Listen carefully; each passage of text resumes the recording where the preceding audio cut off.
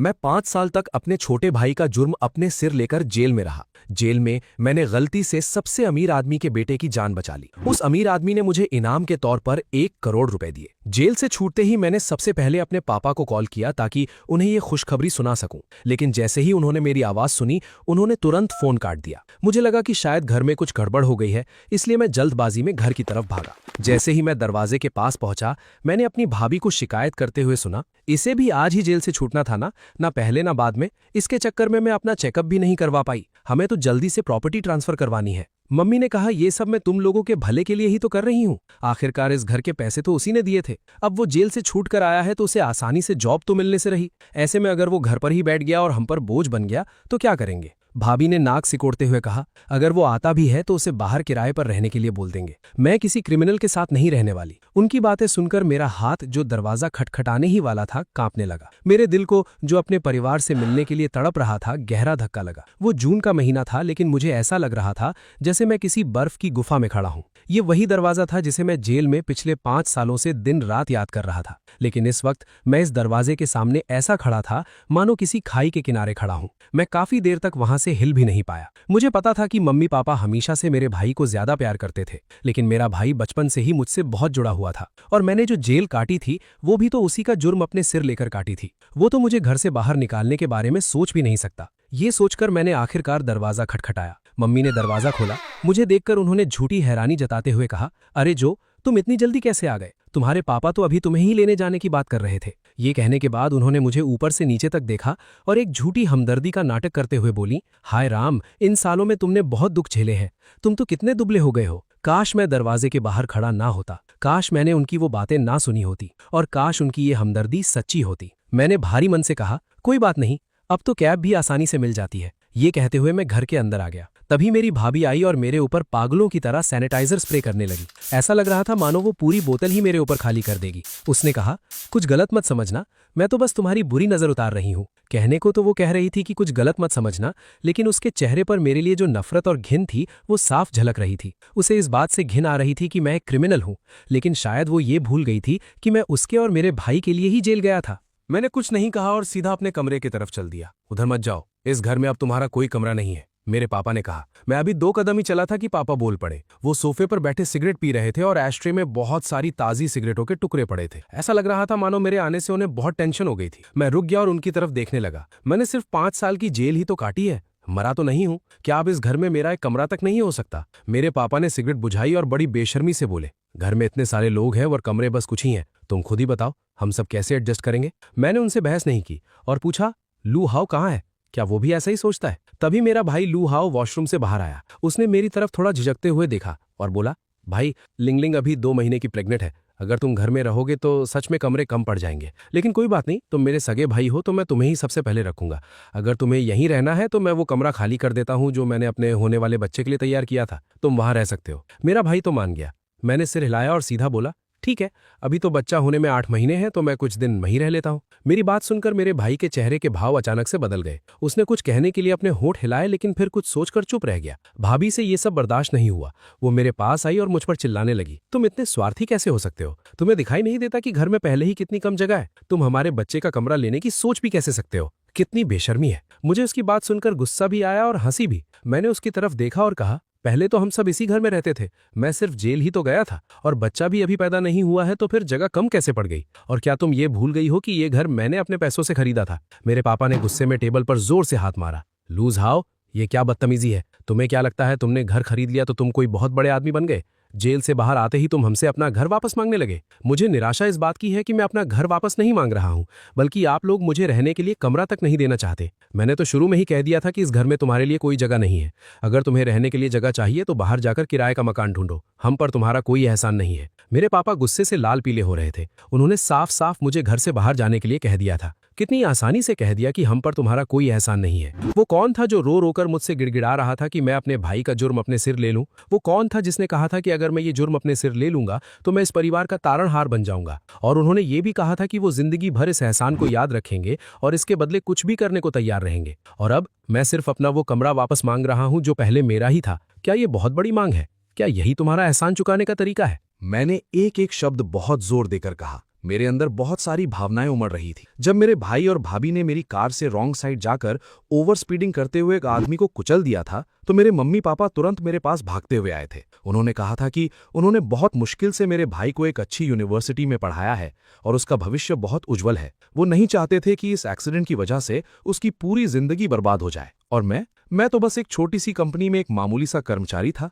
मेरा भविष्य मेरे भाई जितना उज्जवल नहीं था, इसलिए उन्होंने मुझसे रो रो कर विनती की कि मैं अपने भाई का जुर्म अपने सिर ले लूं। उन्होंने ये भी वादा किया था कि जब मैं जेल से बाहर आऊंगा तो पूरा परिवार मुझे बहुत प्यार देगा और मेरे इस बलिदान का कर्ज चुकाएगा। मैंने ये सब किसी इनाम या बदले की उम्मीद से नहीं किया था। मुझे बस अपने माता पिता पर तरस आ रहा था और मैं सच में अपने भाई से बहुत प्यार करता था। इसलिए मैंने उसकी खातिर अपनी जिंदगी बर्बाद करने और जेल जाने का फैसला किया। अपने भाई को बचाने के लिए मैंने अपनी कार बेच दी, अपनी सारी सेविंग्स खर्च कर दी, अपनी नौकरी छोड़ दी और उसके बदले मुआवजा भी भरा। मैंने उसका जुर्म अपने सिर लिया और उसकी जगह सारी गालियां और बेइज्जती भी सही। मैंने जेल में 5 साल तक बहुत दर्द और तकलीफें झेली, लेकिन मैंने सब कुछ चुपचाप सह लिया। लेकिन मैंने सपने में भी नहीं सोचा था कि बाहर आने के बाद मुझे प्यार नहीं बल्कि धोखा और नफरत मिलेगी। मेरे अपने ही परिवार वाले, जिनसे मैं इतना प्यार करता था, वो इस तरह के एहसान फरामोश निकलेंगे। भाई, मुझे पता है तुम गुस्सा हो, लेकिन तुम्हारी जेल जाने के बाद हमने भी बहुत कुछ झेला है। घर में एक क्रिमिनल होने की वजह से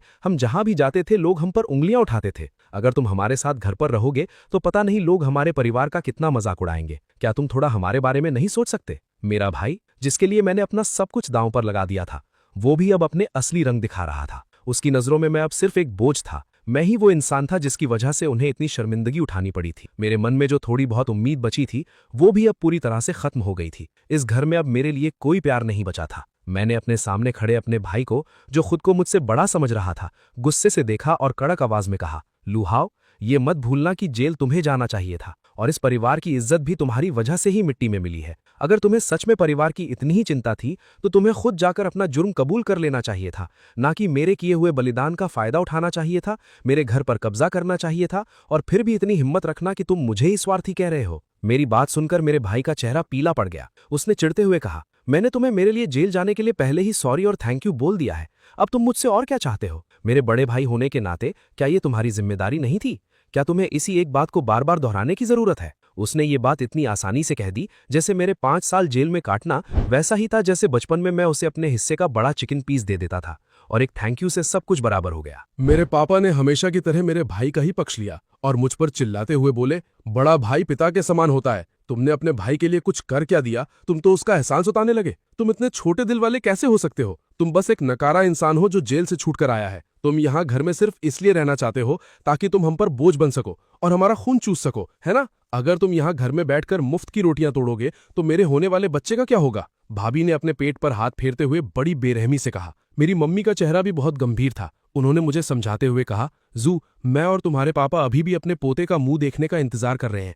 अब तुम भी कोई बच्चे नहीं हो। अगर तुम बाहर जाकर अकेले भी रहोगे तो भी ठीक ही है। वे सब एक एक करके बोल रहे थे और उनका हर एक शब्द मेरे दिल में खंजर की तरह चुभ रहा था। मुझे उनसे बहुत निराशा हुई थी, लेकिन फिर भी मेरी आंखें भर आईं। मैं नहीं चाहता था कि मैं उनके सामने रोऊं। मैंने भारी आवाज में उनकी तरफ देखते हुए कहा, अब समझ में आया कि मैं 5 साल जेल में रहा, लेकिन तुम लोगों में से कोई एक बार भी मुझसे मिलने क्यों नहीं आया? मैं खुद को हमेशा यही समझाता था कि तुम लोग बहुत बिजी हो इसलिए मुझसे मिलने नहीं आ पा रहे हो, लेकिन असल बात तो ये थी कि तुम्हें मेरी वजह से शर्मिंदगी महसूस होती थी। मैंने अपना सिर ऊपर किया और अपने आंसुओं को वापस अंदर धकेल दिया। फिर मैंने एक एक शब्द चबाते हुए पूछा, मैं बस तुम लोगों से एक ही सवाल पूछना चाहता हूं, क्या तुम लोगों ने सच में आज मुझे घर से बाहर निकालने का फैसला कर लिया है? हाँ, मेरी मम्मी ने बिना किसी हिचकिचाहट के जवाब दिया। मेरी मम्मी, मेरा भाई और मेरी भाभी, सबके चेहरों पर एक अजीब सी कठोरता थी। ऐसा लग रहा था मानो इस मामले में अब कोई बहस या बातचीत नहीं हो सकती थी। उनकी आंखों में मेरे लिए एक पल के लिए भी कोई प्यार या हमदर्दी नजर नहीं आ रही थी। मैंने सिर हिलाया और पक्के इरादे से कहा, ठीक है, अगर ऐसा ही है तो आज से मेरा तुम लोगों से कोई रिश्ता नहीं है। मैं बस यही उम्मीद करता हूं कि तुम लोगों को अपने इस फैसले पर कभी पछतावा ना हो। ये घर अब मेरे लिए कोई मायने नहीं रखता। मैंने जो 1 करोड़ रुपए उनके साथ बांटने का सोचा था, अब उससे उनका कोई लेना देना नहीं था। ये कहकर मैं मुड़ा और बिना पीछे मुड़े घर से बाहर निकल गया। मेरे पीछे से मेरी भाभी की नफरत भरी आवाज आई, तुम किस बात का नाटक कर रहे हो? हमारे लिए ये बहुत अच्छी बात है कि हमारा तुम्हारे जैसे एक लूजर क्रिमिनल से कोई रिश्ता नहीं रहा। हमें किस बात का पछतावा होगा? मैं उस घर को छोड़कर बाहर आ गया जहां अब मेरे लिए कोई अपनापन नहीं बचा था। मैं काफी देर तक सड़कों पर यूं ही भटकता रहा। आखिर में मैंने एक होटल में कमरा लिया और वहीं रुकने का फैसला किया। मैंने ऑनलाइन एक बहुत ही महंगे वकील से कंसल्ट किया। मैंने उनसे पूछा कि क्या मैं वो घर वापस ले सकता हूं जो मैंने अपने पैसों से खरीदा था, लेकिन वो मेरे माता पिता के नाम पर है। वकील ने कहा कि अगर मैं ये साबित कर दूं कि उस घर को खरीदने के लिए पैसे मैंने ही दिए थे तो मैं अपना घर वापस ले सकता हूं। मुझे हमेशा से ही अपने सारे जरूरी डॉक्यूमेंट्स संभाल कर रखने की आदत थी। मेरे पास अभी भी वो सारे डॉक्यूमेंट्स थे जो मैंने वो घर खरीदते वक्त इस्तेमाल किए थे। मैंने तुरंत उस वकील को हायर कर लिया ताकि वो मेरा घर वापस दिलाने में मेरी मदद कर सके। ये सब करने के बाद मैं सीधा अपने बिस्तर पर गिरा और गहरी नींद में सो गया। अगले दिन मैं सीधा उस विला एरिया के सेल्स ऑफिस गया। किस्मत से वहां उस वक्त एक अच्छा डिस्काउंट ऑफर चल रहा था। मैंने बिना कुछ सोचे समझे एक ही बार में पूरी पेमेंट करके 10 फुल फर्निश्ड विला खरीद लिए। फिर मैंने जल्दी जल्दी उनमें सारा जरूरी सामान और फर्नीचर सेट करवाया। मैं खुद एक विला में शिफ्ट हो गया और अपने लिए एक मेड भी रख ली जो मेरे लिए खाना बनाती थी और घर की सफाई करती थी। बाकी बचे 9 विला मैंने किराए पर दे दिए। मेरा हमेशा से ही सपना था कि मेरे पास बहुत सारे घर हों और मैं उनसे किराया वसूल करूं। मैंने कभी नहीं सोचा था कि जेल जाने के बाद मेरा ये सपना इतनी जल्दी सच हो जाएगा। अब मैं सिर्फ उन 9 विला के किराए से ही इतना पैसा कमा लेता था कि मैं उसे खर्च भी नहीं कर पाता था। मेरी जिंदगी बहुत मजे में कट रही थी। 1 महीने बाद मेरे पास मेरे पापा का कॉल आया। लूजाओ, क्या तुम पागल हो गए हो? तुमने हम पर केस कर दिया। मैंने बड़े ही शांत स्वर में जवाब दिया, मैंने उन लोगों पर केस किया है जिन्होंने मेरे घर पर जबरदस्ती कब्जा किया हुआ है। अच्छा जी, लूजाओ, मानना पड़ेगा। आखिर जेल की हवा जो खाकर आए हो, तुम्हारे पास तो बहुत सारे पैंतरे हैं और तुम्हारा दिल भी बहुत काला है। क्या तुम सच में हमारे घर की ये बातें सरेआम उछालना चाहते हो? फोन पर भी मैं अपने पापा के गुस्से से तमतमाते हुए चेहरे को साफ महसूस कर सकता था। क्या ये सब आप ही लोगों ने नहीं सिखाया है? मैंने ताना मारते हुए कहा। ये सुनकर मेरी मम्मी भी फोन पर चिल्लाने लगी। लूजाओ, अगर तुम्हें ये घर वापस भी मिल गया तो क्या उखाड़ लोगे? ये मत भूलना कि तुम्हारा भाई अब एक बहुत बड़ी कंपनी में जॉब करता है और हर महीने हजारों रुपए कमाता है, और तुम तो बस एक क्रिमिनल हो जिसे कोई जॉब भी नहीं देना चाहता। तुम्हारे पास कोई कमाई का जरिया नहीं है तो तुम अपनी जिंदगी कैसे गुजारोगे? आखिर में तुम्हें अपने भाई के सामने ही हाथ फैलाने पड़ेंगे। क्या तुम सच में सिर्फ एक घर के लिए हमसे सारे रिश्ते तोड़ना चाहते हो? मुझे ये घर इसलिए वापस नहीं चाहिए क्योंकि मुझे इसकी जरूरत है, बल्कि इसलिए चाहिए क्योंकि मैं तुम जैसे एहसान फरामोश लोगों को वहां रहने नहीं देना चाहता। मैंने फोन पर उनके चिल्लाने को नजरअंदाज किया और ये बात कहकर सीधा फोन काट दिया। मैंने अभी फोन नीचे रखा ही था कि किसी ने मेरे विला का दरवाजा खटखटाया। मैंने जाकर दरवाजा खोला तो देखा कि बाहर एक बहुत ही हॉट और खूबसूरत लड़की खड़ी थी। हेलो लैंडलॉर्ड, मैं विला नंबर 2 में रहती हूँ। मेरा नाम सु11 है। मुझे इस लड़की का थोड़ा थोड़ा याद आ रहा था। मुझे याद है कि ये मेरी पहली किराएदार थी। हमारी डील बहुत ही आसानी से हो गई थी। उसे मेरा विला बहुत पसंद आया था और उसने उसी वक्त कॉन्ट्रैक्ट साइन कर लिया था। मैंने उसे हैरानी से देखा और पूछा, कोई काम था क्या? उसने अपने बालों को सहलाया और थोड़ी हिचकिचाहट के साथ बोली, बात यह है कि मैं अपने घर पर एक स्कूल रियूनियन पार्टी कर रही हूँ। मेरे सारे पुराने क्लासमेट्स ने सुन रखा है कि हमारा लैंडलॉर्ड बहुत ही अमीर और शानदार इंसान है जिसने एक ही बार में 10 विला खरीद लिए हैं। वो सब आपसे मिलना चाहते हैं। मैं बस ये पूछने आई थी कि क्या आप मेरी खातिर मेरी पार्टी में आ सकते हैं? ये कहते हुए जू11 शर्मा रही थी और उसका चेहरा थोड़ा लाल हो गया था। चूंकि मैं उसे ज्यादा अच्छी तरह से नहीं जानता था तो मेरा पहला रिएक्शन तो मना करने का ही था, लेकिन जब मैंने उसकी उन बड़ी बड़ी मिन्नतें करती हुई आंखों को देखा तो मैं उसे मना नहीं कर पाया। मुझे यूं सोच में पड़ा देखकर जू11 ने अपने दोनों हाथ जोड़े और बड़े ही प्यार से कहा, प्लीज लैंडलॉर्ड भाई, मान जाओ ना। मैंने अपने उन पुराने क्लासमेट्स के सामने बहुत बड़ी बड़ी डींगे हाँक दी हैं कि मैं तुम्हें बहुत अच्छी तरह से जानती हूँ। मैंने उन्हें यह भी कहा था कि मैं तुम्हें वहां बुलाऊंगी ताकि वो सब तुम्हें देख सके। प्लीज मेरी मदद कर दो। क्या तुम मुझे सबके सामने शर्मिंदा होने दोगे? मुझमें एक बहुत बड़ी कमी है, मैं बहुत जल्दी पिघल जाता हूँ। अगर कोई मुझसे मिन्नतें करता है तो मैं उसे मना नहीं कर पाता। ठीक है, मैं थोड़ी देर में आता हूँ। जब मैंने आखिरकार हामी भर दी तो जू11 खुशी से उछल पड़ी। ग्रेट, मैं विला में तुम्हारा इंतजार कर रही हूँ। जू11 के जाने के बाद मैंने अपने नाइट सूट की जगह एक अच्छा सा सूट पहना और उसके विला का दरवाजा खटखटाया। लेकिन मुझे ये देखकर बहुत हैरानी हुई कि दरवाजा मेरी भाभी ने खोला था और इस वक्त मेरा भाई भी उसके बगल में खड़ा था। लूझो, तुम हमारा पीछा करते करते यहाँ तक आ गए? मुझे देखते ही मेरी भाभी ने त्योरियां चढ़ाई और जोर से चिल्लाई, क्या तुम लोग एक दूसरे को जानते हो? जू11 हमारे पास आई और उसने मुझे और मेरी भाभी को हैरानी से देखा। वान, यही वो इंसान है जिसके बारे में मैं अभी तुम लोगों को बता रही थी, मेरे पति का क्रिमिनल भाई। ये इतना बड़ा हो गया है फिर भी हमारे बच्चे के कमरे में रहकर हमारे पैसों पर ऐश करना चाहता था। ये बहुत ही बेशर्म इंसान है। ये सुनकर विला में मौजूद बाकी सब लोग भी हमारे आसपास इकट्ठा हो गए। वे सब मुझे बड़ी अजीब नजरों से देखने लगे। मेरी भाभी को तो जैसे और भी बढ़ावा मिल गया। उसने मुझे नीचा दिखाते हुए कहा, दफा हो जाओ यहाँ से, ये अमीरों का विला एरिया है, तुम्हारे जैसे गरीब और क्रिमिनल लोगों की यहाँ कोई जगह नहीं है। मेरी भाभी की आवाज बहुत तेज थी और उसका लहजा बहुत ही घमंडी था। वो ऐसे बर्ताव कर रही थी जैसे वो इसी विला की मालकिन हो और मैं कोई चूहा हूं जो गलती से उसके विला में घुस आया हूं। वहां मौजूद सब लोग भी मेरी भाभी की हाँ में हाँ मिलाने लगे और मेरा मजाक उड़ाने लगे। दूसरों के पैसों पर ऐश करने के लिए ये इंसान यहां तक पीछा करते हुए आ गया।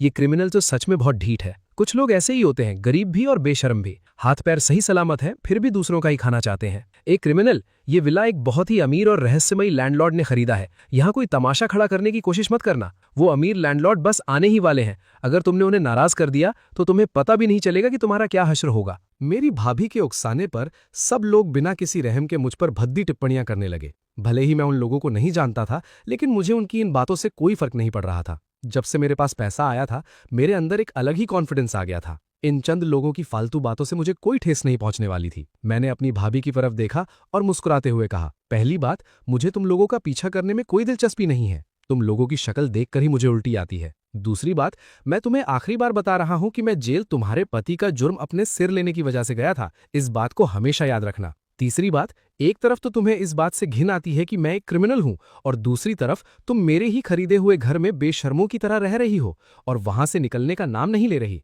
अब तुम ही बताओ कि हम दोनों में से ज्यादा बेशर्म कौन है। मेरे शब्द बहुत ही तीखे और सीधे थे। मेरी बातें सुनकर वहां मौजूद सब लोगों की बोलती बंद हो गई। अब वो लोग मेरी भाभी को बड़ी अजीब नजरों से देखने लगे थे। सबकी नजरों को अपने ऊपर महसूस करके मेरी भाभी थोड़ी झेम गई और घबराते हुए बोली, तुम यहां बकवास करना बंद करो। वो घर साफ तौर पर आहाव का है, तुम्हारा उससे क्या लेना देना है। मैं जोर से हंसा। खैर, लीगल नोटिस तो घर पहुंच ही चुका है। मुझे उम्मीद है कि तुम कोर्ट में भी इतनी ही हिम्मत दिखा पाओगी। मेरा भाई, जो अब तक चुप था, ये सुनकर बौखला गया। लूज हो, हम सब एक ही परिवार के हैं। क्या तुम्हें सच में इन सब बातों का इतना बड़ा तमाशा बनाने की जरूरत है? वो कह तो रहा था कि हम सब एक परिवार हैं, लेकिन वो मुझे भाई तक नहीं कहना चाहता था। मैंने उसे ठंडी नजरों से देखा और बड़े ही आराम से कहा, जब तुम लोगों ने मुझे मेरे ही घर से बाहर निकाला था, तब तुमने ये क्यों नहीं कहा कि हम एक परिवार हैं? अभी जब तुम्हारी पत्नी सबके सामने मेरी बेइज्जती कर रही थी और मुझ पर झूठे इल्जाम लगा रही थी, तब तुमने ये क्यों नहीं कहा कि हम एक परिवार हैं? और अब जब तुम्हें लग रहा है कि तुम्हारा फायदा खतरे में है, तो तुम मुझे परिवार का ताना मार रहे हो। जब तक तुम्हें मुझसे फायदा मिल रहा था, तब तक हम एक परिवार थे, और जब मेरा कोई फायदा नहीं रहा तो मैं सिर्फ एक क्रिमिनल बन गया, है ना? जैसे जैसे मैं बोल रहा था, मेरा दिल और भी ज्यादा टूट रहा था। मुझे समझ नहीं आ रहा था कि वो छोटा सा बच्चा जो हमेशा मेरे पीछे पीछे घूमता रहता था और मुझे भैया भैया कहता था, वो आज ऐसा कैसे बन गया। तुम खुद को कुछ ज्यादा ही अहमियत दे रहे हो। तुम तो बस एक मामूली से क्रिमिनल हो जिसके पास ना पैसा है ना नौकरी। हमें तुमसे क्या फायदा होगा? हम तो बस यही चाहते हैं कि तुम खून चूसने वाली जोक की तरह हमसे ना चिपको, बस यही बहुत है, समझे? मेरी भाभी ने फिर से अपना सिर घमंड से ऊपर उठाया और मुझे नीचा दिखाना शुरू कर दिया। क्या तुम लोगों के बीच कोई गलतफहमी है? सू अनवान, जो अब तक कुछ समझ नहीं पा रही थी, आखिरकार बोल ही पड़ी। भले ही वो मुझे अच्छी तरह से नहीं जानती थी, लेकिन वो इतना जरूर जानती थी कि 10 विला खरीदने वाला अमीर इंसान और मेरी भाभी की नजरों में वो खून चूसने वाला क्रिमिनल दोनों एक ही इंसान नहीं हो सकते थे। कोई गलतफहमी नहीं है वन। तुम इस क्रिमिनल की भोली शक्ल पर मत जाना। ये एक बहुत ही घटिया इंसान है जो दूसरों के पैसों पर ऐश करना चाहता है। तुम जल्दी से पुलिस को बुलाओ और इसे यहाँ से बाहर निकालो। कहीं ऐसा ना हो कि ये तुम पर भी बोझ बन जाए। मेरी भाभी ने मेरी तरफ बड़ी ही शातिर नजरों से देखा, जैसे वो कोई बहुत बड़ा तमाशा देखने का इंतजार कर रही हो। लेकिन मैंने ही तो इन्हें यहाँ खास तौर पर बुलाया है, युंग वन ने बहुत ही सीरियस होकर समझाया। मैं जिस अमीर लैंडलॉर्ड की बात कर रही थी, जिसने एक साथ 10 विला खरीदे हैं, वो यही है। ये सुनकर मेरे भाई और भाभी की आंखें फटी की फटी रह गईं। क्या ये वो अमीर लैंडलॉर्ड है? ये कैसे हो सकता है? वो दोनों हक्के बक्के रह गए। युंग वन ने सिर हिलाया और पूरे कॉन्फिडेंस के साथ कहा, हाँ, यही है, ये मेरे लैंडलॉर्ड है। मैं इन्हें पहचानने में कोई गलती नहीं कर सकती। अब वहां मौजूद सब लोगों के चेहरे के रंग उड़ गए थे। वो सब मुझे बड़ी हैरानी से देखने लगे। ये मुमकिन ही नहीं है। लूजोंग, तुमने जरूर कोई चाल चली होगी और वन को बेवकूफ बनाया होगा, या फिर तुम उस अमीर लैंडलॉर्ड होने का नाटक कर रहे हो। मेरी भाभी पूरे यकीन से बोली। एक तरफ वो क्रिमिनल जिसे वो सबसे ज्यादा नीचा समझती थी, और दूसरी तरफ वो अमीर लैंडलॉर्ड जिसके सिर्फ वो सपने ही देख सकती थी। वो इन दोनों को एक ही इंसान मानने के लिए तैयार ही नहीं थी। मैंने उसे ऐसे देखा जैसे वो कोई जोकर हो, और बड़े ही शांत स्वर में कहा, तुम्हें जो सोचना है सोचो। ये कहकर मैं युंग वन की तरफ मुड़ा और बहुत ही तमीज से बोला, आई एम सॉरी, मैंने तुम्हारी पार्टी का मजा किरकिरा कर दिया। तुम लोग अपनी पार्टी एंजॉय करो, मैं चलता हूँ। ये कहकर मैं मुड़ा और वहां से चल दिया। तभी मेरा भाई मेरे पीछे भागता हुआ आया और उसने मेरा रास्ता रोककर खड़ा हो गया। उसके चेहरे पर अजीब से भाव थे। लूजोंग, मेरा मतलब भाई, ये सब क्या है? जैसे ही उसे मेरी नई हैसियत का अंदाजा हुआ, उसने अपना रंग बदल लिया और मुझे दोबारा भाई कहने लगा। अब उसका वो सारा गुस्सा और घमंड गायब हो चुका था। वो मुझे ऐसे देख रहा था जैसे वो फिर से वही छोटा बच्चा बन गया हो जो मेरे पीछे पीछे घूमता था। लेकिन अब मुझे साफ तौर पर समझ आ गया था कि वो मेरे पीछे नहीं बल्कि मेरे पैसों के पीछे भाग रहा था। वो मुझे अपना भाई नहीं बल्कि एक ऐसा मोहरा समझ रहा था जिससे वो फायदा उठा सकता था। मैंने उसे बिना किसी इमोशन के देखा और बहुत ही रूखेपन से कहा, मुझे भाई मत कहो, मैं तो एक क्रिमिनल हूं, मैं तुम्हारा भाई कैसे हो सकता हूं। ये कहकर मैं उसे वहीं छोड़कर अपने विला की तरफ चल दिया। फिर भी मुझे कोई चैन नहीं मिला। मेरे मम्मी पापा और भाई मुझे लगातार कॉल्स करके परेशान करने लगे। मैंने तंग आकर उन सबके नंबर ब्लॉक कर दिए और उनसे कोई भी बात करने से साफ मना कर दिया। जब वो मेरे किसी काम के नहीं थे तो उन्हें मेरे आसपास की हवा भी गंदी लगती थी। वो मुझे एक स्माइल देना तो दूर, मेरी तरफ देखना भी पसंद नहीं करते थे। और अब जब उन्हें पता चल गया था कि मेरे पास बहुत पैसा है तो वो लोग बेशर्मों की तरह मेरे पीछे पड़ गए थे और मुझसे बात करने के लिए तड़प रहे थे। मैं उनके असली चेहरों को अच्छी तरह से पहचान चुका था। ऐसे परिवार का ना होना ही बेहतर है। उस रात मैं बहुत गहरी और सुकून भरी नींद सोया। अगले दिन सुबह सुबह किसी ने मेरे विला का दरवाजा बहुत जोर जोर से खटखटाया। मैं नींद में ही उठा और दरवाजा खोलने गया। मैंने दरवाजा थोड़ा सा ही खोला था कि मेरे मम्मी पापा और भाई ने उसे जोर से धक्का देकर पूरा खोल दिया। वो लोग मुझे पूरी तरह से इग्नोर करते हुए सीधे विला के अंदर घुस गए। विला को देखते ही मेरी मम्मी की आंखें खुशी से चमक उठी। वाह, ये विला तो बहुत बड़ा है। आओ, अब तुम्हारा बच्चा यहाँ आराम से खेल कूद सकेगा। हम तो इस लिविंग रूम में एक छोटा सा प्लेग्राउंड भी बना सकते हैं। मेरा भाई भी खुशी से सिर हिलाते हुए बोला, हाँ, अब मेरा बच्चा भी एक अमीर खानदान में पलेगा बढ़ेगा। मेरी भाभी भी पूरे विला में घूम घूम कर सब कुछ देख रही थी और खुशी से चिल्ला रही थी, ग्रेट, अब मैं भी एक अमीर औरत बन जाऊंगी जो विला में रहती है। आओ, मुझे अपने कपड़े और बैग्स रखने के लिए एक अलग से वार्डरोब रूम चाहिए और मुझे एक पर्सनल सोना रूम भी चाहिए ताकि मैं जब भी फ्री हूं तो वहां रिलैक्स कर सकूं और अपना ब्यूटी ट्रीटमेंट कर सकूं। हाँ हाँ, तुम्हें जो चाहिए वो सब मिलेगा, मेरे पापा ने कहा। फिर वो मेरी तरफ मुड़े और ऐसे हुक्म चलाने लगे जैसे मैं उनका कोई नौकर हूं। लूजो, विला के गार्डन में एक टी हाउस बनवा देना।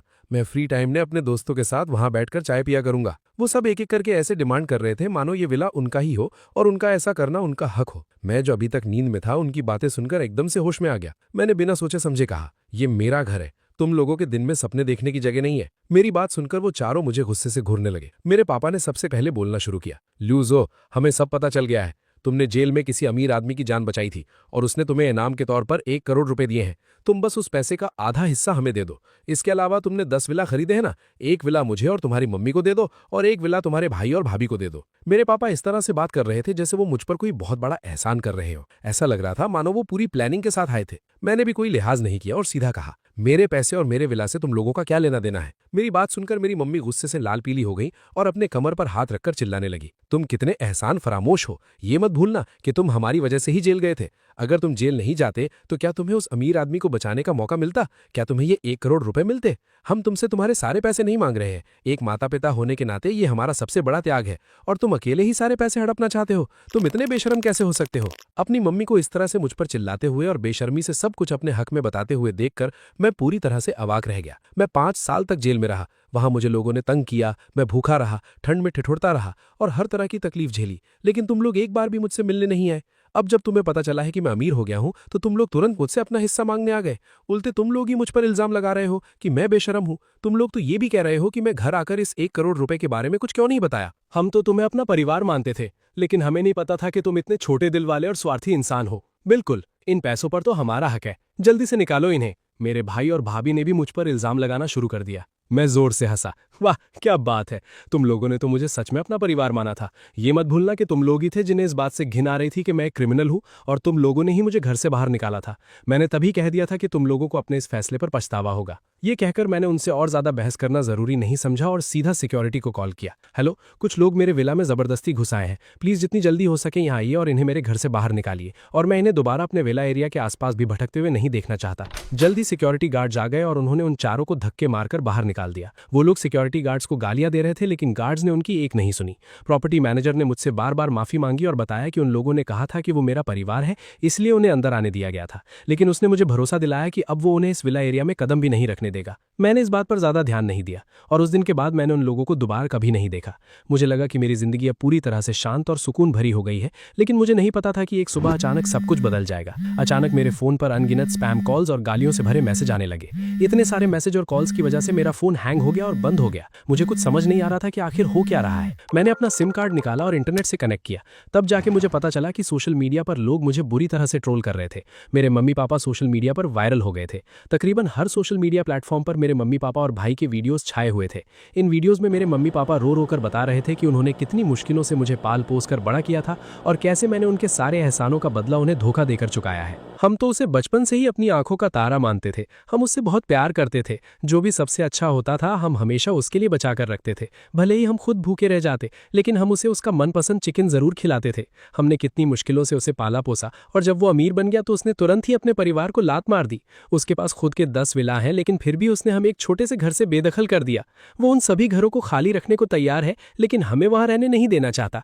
आप ही बताइए, क्या इस दुनिया में कोई ऐसा एहसान फरामोश बेटा हो सकता है? वीडियो में मेरे पापा फूट फूट कर रो रहे थे। मेरा भाई एक तरफ उन्हें संभाल रहा था और दूसरी तरफ कैमरे के सामने रोते हुए अपनी कहानी सुना रहा था। मेरा ये बड़ा भाई बचपन से ही बहुत बदतमीज और झगड़ालू रहा है। वो हमेशा लोगों पर धौंस जमाता था और मैं तो उसी के डरावे में बड़ा हुआ हूँ। मुझे लगता था कि उसका सिर्फ गुस्सा तेज है और जब वो बड़ा हो जाएगा तो समझदार हो जाएगा, लेकिन मुझे नहीं पता था कि वो इतना नीच और घटिया इंसान बन जाएगा। उसने हमें इतना मजबूर कर दिया है कि हम 5 लोग एक छोटे से घर में ठूस ठूस कर रहने को मजबूर हैं और अब वो हम पर केस कर रहा है ये कहकर कि हमने उसके घर पर कब्जा कर लिया है। मुझे सच में समझ नहीं आता कि कोई अपने ही परिवार के साथ ऐसा कैसे कर सकता है। क्या उसे भगवान से डर नहीं लगता? मेरा भाई पूरी तरह से गुस्से और नफरत से भरा हुआ दिख रहा था और मेरी भाभी बेचारी बनने का नाटक कर रही थी। वो भी मुझ पर इल्जाम लगाते हुए बोली, इतने सालों में मैंने कभी नहीं देखा कि उसने अपने माँ बाप के लिए कुछ भी किया हो। हमेशा मैं और मेरे पति ही मेरे सास ससुर का ख्याल रखते आए हैं। हमने कभी उसे कुछ नहीं कहा, लेकिन वो उल्टा हमें ही परेशान करने आ गया। जब हम उससे बात करने गए तो उसने बिना कुछ सोचे समझे सिक्योरिटी को बुलाकर हमें घर से बाहर फेंकवा दिया। मैं प्रेग्नेंट हूं, फिर भी उसने कोई रहम नहीं खाया।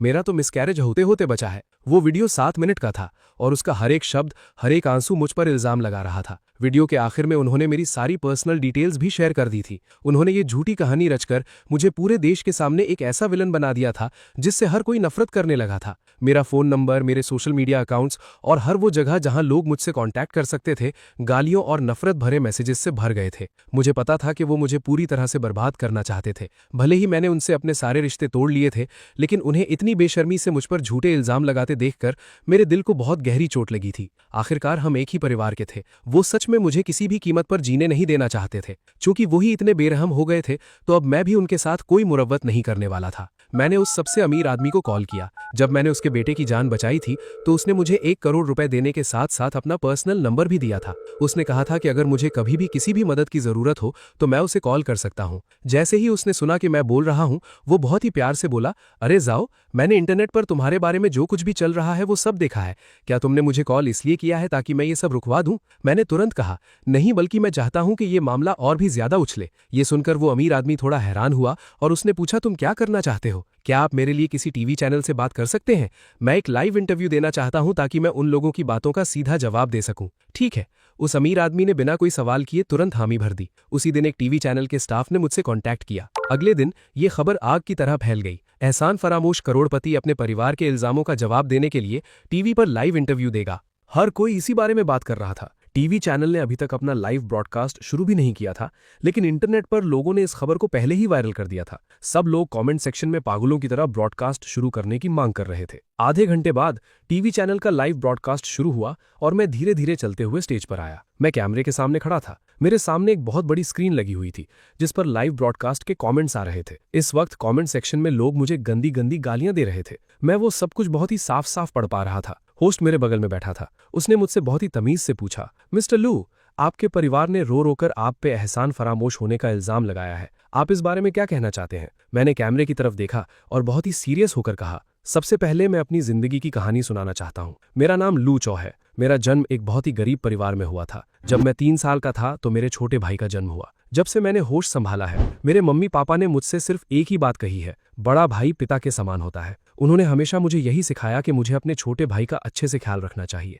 उन्होंने कहा कि अगर मेरा छोटा भाई बड़ा होकर एक कामयाब इंसान बनेगा तभी मेरी जिंदगी का कोई मकसद पूरा होगा। इसलिए घर में जो भी अच्छी चीजें खाने या खेलने के लिए आती थीं वो हमेशा सबसे पहले मेरे भाई को दी जाती थीं। मेरे भाई को चिकन बहुत पसंद था, इसलिए हमारे घर में रोज चिकन बनता था। लेकिन मेरे भाई को चिकन की स्किन खाना पसंद नहीं था, इसलिए मुझे हर रोज वही स्किन खानी पड़ती थी। चिकन की स्किन बहुत ऑयली होती है और सच कहूं तो मुझे भी वो पसंद नहीं थी। लेकिन अगर मैं वो नहीं खाता तो मुझे खाने के लिए कुछ नहीं मिलता, इसलिए मैं हमेशा अपने मुंह में चावल भर लेता था और उस स्किन को बिना चबाए निकल जाता था। जब हम छोटे थे और कपड़े खरीदने जाते थे तो मेरे मम्मी पापा हमेशा पहले मेरे भाई के लिए नए कपड़े खरीदते थे। जब वो कपड़े पुराने हो जाते थे तो वो मुझे पहनने के लिए दे दिए जाते थे। इसलिए मेरे पूरे प्राइमरी स्कूल के दौरान मैंने कभी अपने नाप के कपड़े नहीं पहने। मैं हमेशा वही पुराने और ढीले ढाले कपड़े पहनता था। जब मैं स्कूल जाता था तो मेरे क्लासमेट्स मेरा मजाक उड़ाते थे। वो कहते थे कि मैं हमेशा टाइट कपड़े पहनता हूं और किसी साइको की तरह लगता हूं। मुझे बहुत शर्मिंदगी महसूस होती थी और मैं घर आकर रोता था। मैं अपने मम्मी पापा से शिकायत करता था, लेकिन मेरी बात सुनकर वो सिर्फ इतना कहते थे कि मुझे कम खाना चाहिए ताकि मैं पतला रहूं और जल्दी बड़ा ना हूं। इस तरह मुझे अपने भाई के कपड़े इतने टाइट नहीं लगेंगे। वो ये भी कहते थे कि मेरे लिए नए कपड़े खरीदने के बजाय उन पैसों से वो मेरे भाई के लिए कितने सारे खिलौने खरीद सकते हैं। वो मुझे डांटते थे कि मैं अपने भाई के बारे में क्यों नहीं सोचता और मुझे उसकी फिक्र क्यों नहीं है। उस दिन के बाद मुझे वो चिकन की स्किन मिलनी भी बंद हो गई। जब मैं मिडिल स्कूल में था तब मेरा भाई बहुत अच्छा खाता था और बहुत तेजी से बढ़ रहा था। मैं कमजोर और छोटे कद का था, इसलिए मेरा भाई बहुत जल्दी मेरी हाइट तक पहुंच गया। इस वजह से आखिरकार मुझे मिडिल स्कूल में अपने नाप के पुराने कपड़े पहनने को मिल गए। मैं उस वक्त बहुत खुश था। लेकिन कुछ दिनों बाद मेरे मम्मी पापा ने मुझे स्कूल छोड़कर काम करने के लिए कह दिया। उन्होंने कहा कि मेरा भाई ट्यूशन क्लासेस लेना चाहता है और उनके पास इतने पैसे नहीं हैं कि वो हम दोनों को पढ़ा सकें। मुझे उस वक्त पढ़ाई करना बहुत पसंद था और मैं बिल्कुल भी स्कूल छोड़ना नहीं चाहता था। मैंने उनसे कहा कि मेरे ग्रेड्स बहुत अच्छे हैं और मेरी पढ़ाई पर ज्यादा पैसे खर्च नहीं होंगे। मैंने उनसे बहुत मिन्नतें की कि वो मुझे अपनी पढ़ाई पूरी करने दें, लेकिन उन्होंने कहा कि अगर मैं हाई स्कूल की पढ़ाई पूरी करूंगा तो पैसे कौन कमाएगा जो मेरे भाई की जरूरतों को पूरा कर सके। उन्होंने मुझे स्वार्थी कहा और ताना मारा कि मैं अपने भाई के बारे में बिल्कुल नहीं सोचता और मुझे उससे कोई प्यार नहीं है। उन्होंने मुझे इतनी गालियां दी कि मुझे मजबूरन काम करना पड़ा। मेरी पहली जॉब एक कंस्ट्रक्शन साइट पर ईंटें उठाने और दीवारें तोड़ने की थी। ये जॉब मेरे पापा ने ही मेरे लिए ढूंढी थी। वहां बहुत धूल मिट्टी होती थी और बहुत मेहनत करनी पड़ती थी, लेकिन उस काम के पैसे अच्छे मिलते थे। एक दिन के कुछ 100 रुपए मिल जाते थे, जो मेरे भाई के लिए एक नई ड्रेस खरीदने के लिए काफी थे। लेकिन कुपोषण की वजह से मेरा शरीर कमजोर था। मुझ में इतनी ताकत भी नहीं थी कि मैं हथौड़ा ठीक से पकड़ सकूं। ठेकेदार ने मुझे कई दिनों तक डांटा और आखिरकार 15 दिन काम करवाने के बाद उसने मुझे निकाल दिया। जिस दिन मुझे काम से निकाला गया मैं अपनी मेहनत की कमाई लेकर घर लौटा। मेरे पापा ने मुझे आधे घंटे तक पीटा। उन्होंने मुझ पर गुस्सा किया और कहा कि मैं एक बेकार इंसान हूं और एक आदमी होने के नाते मैं मजदूरी तक नहीं कर सकता। मेरी मम्मी ने मेरे पैसे गिने और मेरे भाई को 500 रुपए दे दिए ताकि वो स्कूल में कुछ अच्छा खा सके। फिर उन्होंने मुझे 100 रुपए दिए और कहा कि कुछ दिनों में मेरे भाई का जन्मदिन है तो मैं उसके लिए कोई अच्छा सा गिफ्ट खरीद लूं। इसके बाद मैंने जितने भी काम किए वो मैंने खुद ही ढूंढने थे। मैंने खाना डिलीवर किया, वेटर का काम किया और गैरेज में गाड़ियां ठीक करने का काम भी किया। मैंने हर तरह का काम किया है। मैंने जो भी पैसा कमाया वो मेरे मम्मी पापा ने मेरे भाई की परवरिश के लिए ले लिया। मेरे भाई की हाई स्कूल और कॉलेज की पूरी फीस, उसका सारा खर्चा मेरी उसी खून पसीने की कमाई से पूरा हुआ है। मैं सिर्फ हर साल नए साल के मौके पर ही अपने लिए नए कपड़े खरीदता था, लेकिन मेरा भाई हर रोज नए कपड़े पहनकर घर से निकलता था। यही है वो मुश्किलों से की गई मेरी परवरिश जिसके बारे में मेरे मम्मी पापा अपने वीडियो में बात कर रहे थे। मैंने अपनी पूरी कहानी बहुत ही शांति से सुनाई। लाइव ब्रॉडकास्ट के कमेंट सेक्शन में वो सारी गालियां आनी बंद हो गई थी। कभी कभार कोई 1-2 कमेंट मेरे हक में भी आ रहे थे। मैं लूजाओ के साथ प्राइमरी स्कूल में पढ़ता था। उसने जो कुछ भी कहा वो सच है। प्राइमरी स्कूल में उसकी हालत बहुत खराब थी। उसने कभी भी अपने नाप के कपड़े नहीं पहने। जब हम छोटे थे तो मैं भी बाकी बच्चों के साथ मिलकर उसका मजाक उड़ाता था। लूजाओ, आई एम सॉरी, मैं बचपन में नासमझ था, मुझे माफ कर दो। मैं उसके साथ मिडिल स्कूल में पढ़ती थी। मिडिल स्कूल में उसके ग्रेड्स बहुत अच्छे थे। जब हमारे टीचर को पता चला कि वो स्कूल छोड़ने वाला है तो वो खास तौर पर उसके घर गए थे और उसके मम्मी पापा से रिक्वेस्ट की थी कि वो उसे अपनी पढ़ाई पूरी करने दे, लेकिन उन्होंने एक ना सुनी। उस दिन हम लोग क्लास में ही थे जब उसके मम्मी पापा अचानक क्लास में घुस आए और लूजो को जबरदस्ती वहां से खींच कर ले गए। उसके बाद वो कभी स्कूल नहीं लौटा। उस लाइव ब्रॉडकास्ट को लाखों लोग देख रहे थे, लेकिन कमेंट सेक्शन पूरी तरह से शांत था। स्क्रीन के उस पार मुझे ऐसा लग रहा था मानो अनगिनत आंखें मुझे देख रही हों। होस्ट ने अपनी भावनाओं पर काबू पाया और बहुत ही प्यार से मेरी तरफ देखते हुए पूछा, फिर क्या हुआ? ऐसा क्या हुआ कि आपके परिवार ने इंटरनेट पर आपके खिलाफ इस तरह के इल्जाम लगाए? मैं हल्का सा मुस्कुराया। उसके बाद मैंने अपनी 10 साल की मेहनत की कमाई जो मैंने भूखे प्यासे रहकर बचाई थी, उससे फुल पेमेंट पर 3 कमरों का एक घर खरीदा। जब मुझे घर की चाबियां मिलने वाली थीं तो मेरे मम्मी पापा भी मेरे साथ गए थे। उन्होंने अचानक से मुझसे माफी मांगनी शुरू कर दी। उन्होंने कहा कि उन्होंने बचपन में मेरे साथ जो भी बुरा बर्ताव किया था उसके लिए उन्हें अफसोस है। उन्होंने कहा कि उन्हें डर है कि मैं बुढ़ापे में उनका ख्याल नहीं रखूंगा। वो मेरे सामने रोने लगे और खुद को कोसने लगे। मैंने उनसे कहा कि उन्होंने मुझे जन्म दिया है, इसलिए मैं कभी भी उन्हें ऐसे ही नहीं छोड़ूंगा, लेकिन उन्हें मेरी बात पर यकीन नहीं हुआ। उन्होंने कहा कि वो सिर्फ तभी मेरी बात मानेंगे जब मैं घर उनके नाम कर दूं। मैंने सोचा कि आखिर हम एक ही परिवार हैं, मेरे मम्मी पापा मेरा बुरा क्यों चाहेंगे, इसलिए मैं मान गया। उसके बाद एक कार एक्सीडेंट की वजह से मैं जेल चला गया। मैंने 5 साल जेल में गुजारे। इन 5 सालों में मैंने हर दिन और हर रात सिर्फ अपने परिवार के बारे में ही सोचा, लेकिन वो लोग एक बार भी मुझसे मिलने नहीं आए। मुझे बहुत चिंता होती थी। मुझे डर लगता था कि कहीं मेरी मदद के बिना वो लोग भूखे न मर जाए या फिर उनके साथ कुछ बुरा ना हो जाए। जेल की जिंदगी बहुत ही दर्दनाक और अकेली थी। कई बार तो ऐसा लगा कि मैं अब और बर्दाश्त नहीं कर पाऊंगा, लेकिन जब भी मुझे याद आता कि मेरे परिवार को मेरी जरूरत है तो मैं सब कुछ सह लेता। एक दिन मैंने देखा कि एक कैदी के गले में खाना अटक गया है और उसकी हालत बहुत खराब है। मैंने इंटरनेट पर हाइमलिक मनूवर के बारे में पढ़ा था, इसलिए मैंने तुरंत जाकर उसकी मदद की और उसकी जान बचा ली। मुझे बाद में पता चला कि वो इंसान देश के सबसे अमीर आदमी का बेटा था। मेरी इस मदद के बदले उस अमीर आदमी ने मुझे 1 करोड़ रुपए दिए। जिस दिन मैं जेल से छूटा, मैंने सबसे पहले अपने पापा को कॉल किया ताकि उन्हें ये खुशखबरी सुना सकूं।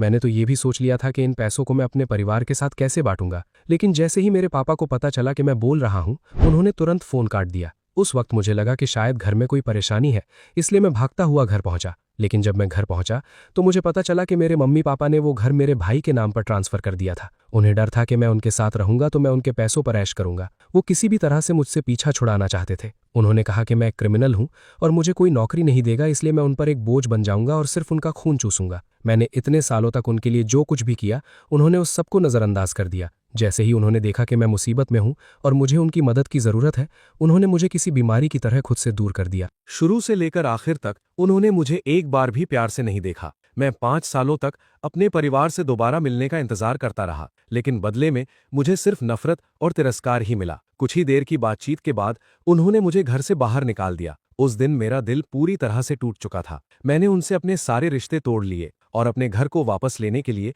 एक वकील को हायर किया। बाद में जब उन्हें पता चला कि मैं अमीर हो गया हूं और मैंने 10 विला खरीदे हैं, तो वो जबरदस्ती मेरे विला में घुस आए और मुझसे पैसे और घर मांगने लगे। मैंने उन्हें मना कर दिया और सिक्योरिटी गार्ड से कहकर उन्हें बाहर निकलवा दिया। मैंने पूरे वक्त में उन्हें छुआ तक नहीं। सिक्योरिटी गार्ड्स भी बहुत तमीज से पेश आए थे। मेरे विला में कैमरे लगे हुए हैं और मैं ये सब साबित कर सकता हूँ। और यही वो बात है जिसके बारे में मेरे भाई और भाभी ने वीडियो में कहा था कि मैं बहुत ही बदतमीज हूं और लोगों को धक्के मारता हूं। मैंने अपने मम्मी पापा और भाभी के लगाए गए सभी इल्जामों का एक एक करके जवाब दिया है। मेरे पास हर बात का सबूत है और मैं पूरी सच्चाई और ईमानदारी से ये सब कह रहा हूं। अब तक कमेंट सेक्शन का पूरा माहौल बदल चुका था। जो लोग पहले मुझे गालियां दे रहे थे, वो अब मेरे मम्मी पापा को कोस रहे थे और मैं अभी भी अपनी बात कह रहा था। मेरी जिंदगी का सबसे बड़ा दाग ये है कि मैं 5 साल तक जेल में रहा। ये मेरी जिंदगी की सबसे बड़ी गलती भी है, लेकिन मेरी गलती उस एक्सीडेंट को करना नहीं था, बल्कि मेरी गलती ये थी कि मैंने अपनी कार अपने भाई को चलाने के लिए दी थी और जब उसने वो एक्सीडेंट किया तो मैंने उसका जुर्म अपने सिर ले लिया और बेगुनाह होते हुए भी जेल गया। मेरी ये बात सुनते ही पूरी स्क्रीन सवालिया निशानों से भर गई। सबकी हैरानी के बीच मैंने पहले से तैयार किया हुआ एक मेमोरी कार्ड निकाला। ये मेरी कार के डैश कैम का मेमोरी कार्ड है। इसमें उस एक्सीडेंट का पूरा वाकया साफ साफ रिकॉर्ड है। एक्सीडेंट के तुरंत बाद मेरे मम्मी पापा मेरे पास भागते हुए आए। उन्होंने मुझसे रो रो कर विनती की कि मैं अपने भाई का जुर्म अपने सिर ले लूं। उन्होंने कहा कि मेरे भाई ने बहुत मुश्किल से एक अच्छी यूनिवर्सिटी में एडमिशन लिया है और उसका भविष्य बहुत उज्जवल है। वो नहीं चाहते थे कि इस एक्सीडेंट की वजह से उसकी जिंदगी बर्बाद हो जाए। और मैं तो बस एक छोटी सी कंपनी में एक मामूली सा कर्मचारी था। मेरी किस्मत में तो पूरी जिंदगी ऐसे ही धक्के खाना लिखा था। अगर मैं अपने भाई के बदले जेल चला भी जाऊं तो इसने कोई बड़ी बात नहीं होगी। उन्होंने कहा कि अगर मैं इस जुर्म को अपने सिर नहीं लूंगा तो मेरा भाई किसी को मुंह दिखाने लायक नहीं रहेगा और वो सुसाइड कर लेगा। इस तरह मैं अपने भाई की जगह एक क्रिमिनल बन गया। मैंने हर तरह की बेइज्जती सही, लोगों की गालियां सुनी और जब मैं वापस लौटा तो उन्होंने मुझे ही ठुकरा दिया और घर से बाहर निकाल दिया। यही वो परिवार है जिसने मुझे एहसान फरामोश कहा। अपनी बात खत्म करते करते मेरी आंखों में आंसू आ गए थे। इतने सालों का दर्द और कड़वाहट आखिरकार मेरे अंदर से बाहर आ गई थी। इस लाइव ब्रॉडकास्ट के बाद मेरे भाई को इन्वेस्टिगेशन के लिए ले जाया गया और आखिरकार उसे 5 साल की सजा सुनाई गई। मेरी भाभी ये खबर सुनकर सदमे में आ गई और उसी दिन उसका मिसकैरेज हो गया। मेरे मम्मी पापा को भी सोशल मीडिया पर लोगों के गुस्से का सामना करना पड़ा। जो लोग पहले उनका सपोर्ट कर रहे थे, वो सब अब उन्हें गालियां दे रहे थे। वो ऐसे विलन बन गए थे जिनसे हर कोई नफरत करता था। उन्हें घर से बाहर निकलते वक्त भी छुपकर जाना पड़ता था। उनकी जिंदगी नर्क बन गई थी। उन्हें मेरे घर से बेदखल कर दिया गया था। वो लोग मेरी भाभी को लेकर किसी पिछड़े इलाके में एक छोटे और खंडहर जैसे घर में किराए पर रहने चले गए। उसके बाद मैंने उन्हें कभी नहीं देखा। चूंकि मैं पहले ही जेल की सजा काट चुका था और मेरे हालात भी कुछ ऐसे ही थे, इसलिए मुझे सिर्फ एक वार्निंग देकर छोड़ दिया गया और मैं वापस अपनी नॉर्मल जिंदगी जीने लगा। अपने परिवार से दूर होने के बाद मैंने आखिरकार एक अमीर लैंडलॉर्ड के रूप में अपनी जिंदगी के मजे लेने शुरू कर दिए।